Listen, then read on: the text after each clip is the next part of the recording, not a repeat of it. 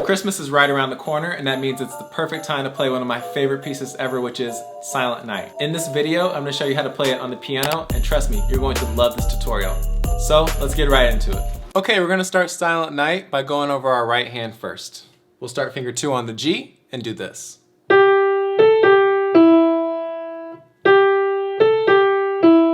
we'll go to D with 5, and then 4. Now that first phrase, you have the option to either use finger 2 on the G, or you can do 3 on the G. If I use 3, it would be this.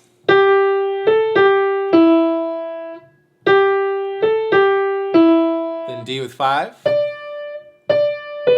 4 with the C.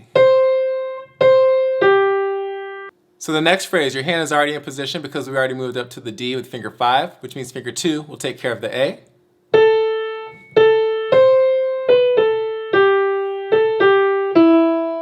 Notice, in order to pull that next part up, we're going from this position.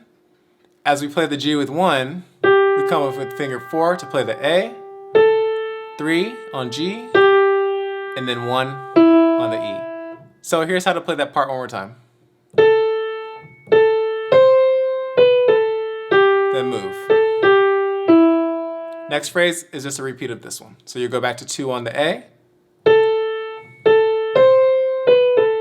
make your move here. So that takes care of the second part of the phrase. For this last part, what I like to do is put finger 3 on the D and play it with this because everything can kind of happen within this hand position before you have to move again. So here's an example.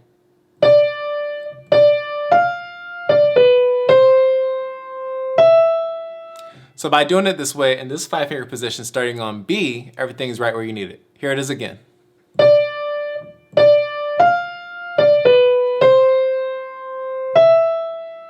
For the last part, you will need a couple of small moves. So we'll go finger 5 on C. And then for the next couple notes, finger 5 on G. So it's 2 very short moves. Here it is again.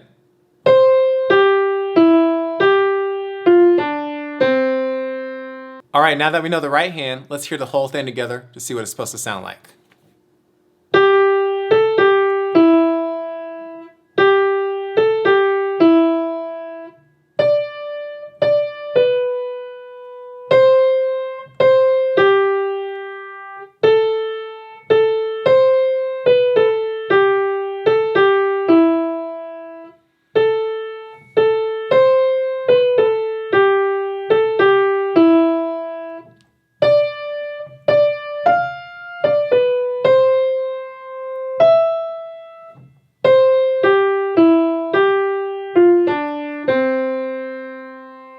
So there you have a breakdown of the right hand. It's pretty simple, a couple rhythms that we went over, but something that you can definitely attain right away. So now all we have left is the left hand, and trust me, this is actually much easier than right hand, so I'll show you how to do it right now. Now what I love about this version is it's very easy to get your left hand playing quickly with your right hand together, but we're gonna go ahead and isolate the left hand. The left hand, if we look at the whole piece, only has a couple of positions. This position with the C and the G, this position with the G and the D, this position with the F and the C, and then one last position later in the song that's a 6th distance, the B and the G. So for the most part, the left hand plays an interval distance of a 5th, and this makes it easy to understand that there's not a lot of changing and stretching happening with your hands. It's very simple. However, there's one moment it does play the distance of a 6th, which is towards the end where you have the B and the G, but then it's followed by the 5th here. By the way, if you're loving the video so far, make sure you hit that like button, subscribe, and leave a comment. That way I know it's helping you. So let's go ahead and try the right hand and left hand together a bit and see how this works out.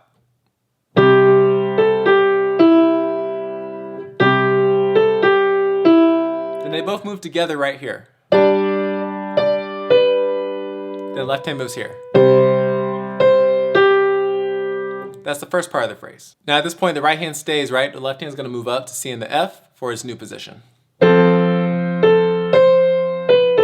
down.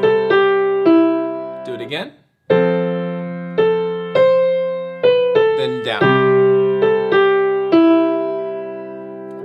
Next, they're both gonna move to new positions, right? Left hand to the G position, right hand up here with the B that we talked about earlier, and together.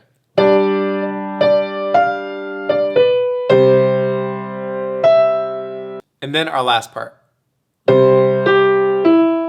There's our sixth. So the way this rendition is written is to make sure that you don't have to move too many times with your hands, and that when you do move, for the most part, they'll kind of make their moves at the same times, or their changes of fingerings and cross-unders and crossovers around the same time in general. That makes it a lot easier to play. So as you can see, that left hand part is pretty easy, so we need to jazz it up just a little bit to make it a little bit more fun. So I'll show you how we can improv on the left hand and add some cool rhythm patterns to make the song even more interesting. So let's do that right now. So now if you want the left hand to be a little bit more interesting, what you can do is simply break apart the pitches that are on the page. See, these are all done by harmonic position. So for example, we're gonna start in C major, right? So you can simply break it apart by doing this rhythm pattern.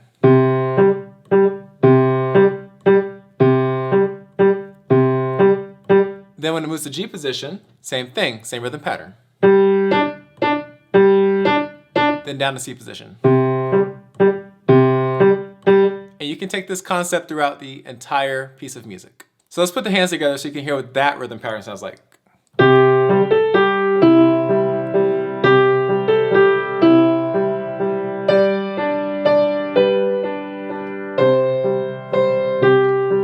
And then we can continue this rhythm pattern throughout the whole piece, for example.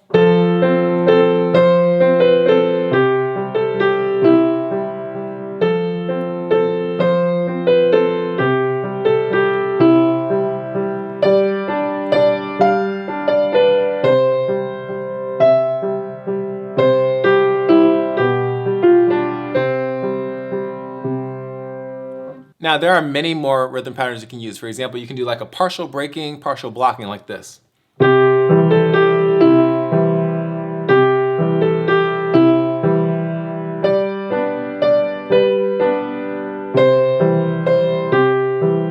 Or if you understand triads, you can simply add a third to every chord in the left hand. So instead of open fifths, you have a full triad, and you can break them apart like so.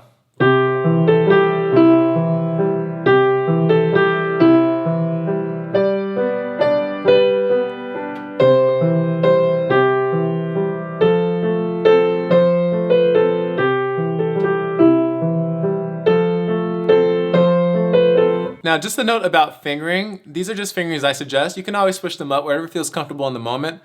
And you know what, fingering is fingering. So if I don't exactly do something and switch it up, that's just kind of how I feel comfortable in that moment, and you can do the same thing. So those are some ideas of some left hand patterns that you can use to jazz up Silent Night. Now, if you'd like to learn how to really add more rhythm patterns to your music, then make sure you check out the videos on this channel. I talk a lot about rhythm patterns and chord patterns that can really jazz up anything you're playing. And there you have it, a quick and easy tutorial on how to play Silent Night at the piano. I hope you enjoy this with your friends and family around the Christmas tree this holiday season. And of course, if you record it, make sure you drop a link in the comments, that way I can check your video out. I think that'd be really cool. So thanks for watching, and I hope you have a blessed and enjoyable holiday season with your friends and family. Have a good one.